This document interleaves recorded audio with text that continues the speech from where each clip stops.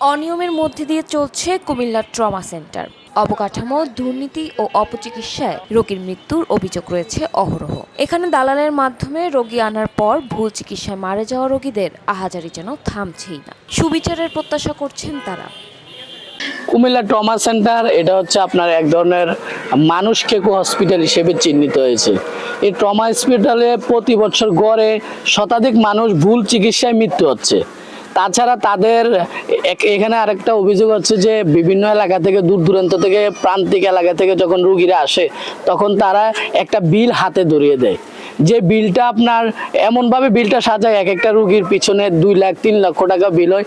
এরপর যখন আপনি কমাতে যায় তখন নামে মাত্র 5,000 10,000 টাকা কমায়। পুরাটা ভুল চিকিৎসা করছে। ভুল চিকিৎসা করার পরে আমরা ছেলেটারে নিজে তারা শেষ করছে। এখন আমরা এডে তার কাছে দাবি টমা হসপিটালের উপরে এই আতাউল স্যারের উপরে সবার উপরে তারে সুস্থ বিচার চাই। কোনো আমরা কোনো চাই না যাতে এরকম কারো সন্তানের ক্ষতি না হয়। 2016 সালের 31 আগস্ট ট্রমা সেন্টারের 15 তলা ভবনের প্ল্যান পাস করা হয়। ভবন নির্মাণ শর্তাবলীর 2 নম্বর শর্তে ড্রেন নির্মাণ করার জন্য ভবনের পাশে পর্যাপ্ত জায়গা রাখতে হবে। কিন্তু নতুন ভবনের দক্ষিণ পাশ ছাড়া বাকি 3 পাশে কোনো জায়গা রাখা হয়নি। পার্কিং এর ব্যবস্থাও নেই। এই পর্যন্ত হাসপাতাল মালিক ডাক্তার মোহাম্মদ আব্দুল হক বরাবর 4 দফায় অপারেশন নোটিশ দেওয়া হলেও কোনো পদক্ষেপ নেননি তিনি। সিটি কর্পোরেশনের প্রকৌশলী জানায়, এই প্রতিষ্ঠানকে স্বেচ্ছায় ভবন সরিয়ে নেওয়ার নোটিশ দেওয়া হলেও তাদের কোনো ভ্রুক্ষেপ নেই। তবে এই সকল ভবন ভাঙা হবেই। ইটিপি চালু না থাকার বিষয়ে পরিবেশ অধিদপ্তর জানায়, কুমিল্লা ট্রমা সেন্টারকে শর্ত সাপেক্ষে ছাড়পত্র প্রদান করেছি। ইটিপি সবসময় কার্যকর রাখতে হবে, অন্যথায় আইনগত ব্যবস্থা গ্রহণ করা হবে। কুমিল্লা ট্রমা সেন্টারকে আমরা শর্ত সাপেক্ষে ছাড়পত্র প্রদান করেছি। ছাড়পত্রের কিছু শর্ত দেওয়া আছে।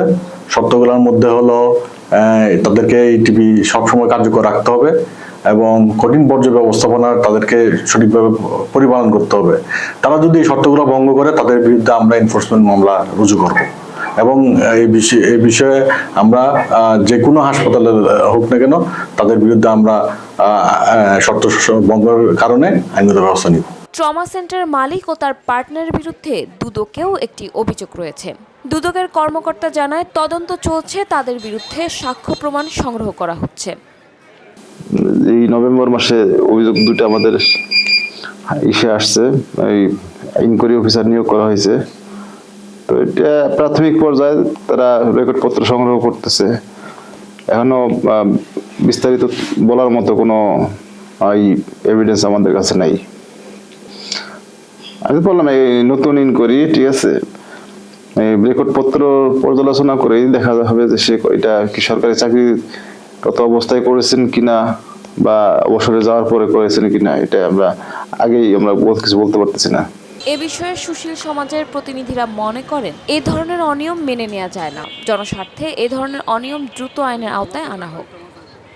এগুলোর বিরুদ্ধে যদি ব্যবস্থা গ্রহণ করা না হয় এবং ভবিষ্যতে এগুলোর রোধ করা না হলে শহর তো এমনিতেই শহর একেবারে শেষ। তো কুমিল্লা শহরটি এখন একরকম আইসিইউতে আছে, এটি আর কিছুদিন পরে লাইফ সাপোর্টে যাবে। তো এটি যদি আইসিইউ থেকে যদি আপনি কেবিনে হস্তান্তর করতে হয়, এখনই ইমিডিয়েট অ্যাকশনে যেতে হবে। এদিকে হাসপাতাল কর্তৃপক্ষের সাথে বারবার যোগাযোগ করার চেষ্টা করা হলেও ক্যামেরায় কথা বলতে অপারগতা প্রকাশ করেন তারা। কুমিল্লা শহরের গুরুত্বপূর্ণ এলাকায় ট্রমা সেন্টারের অবস্থান। হাসপাতালটি থেকে ন্যায্য মূল্যে সেবা পাবে গ্রহীতারা, এমনটাই প্রত্যাশা সকলের।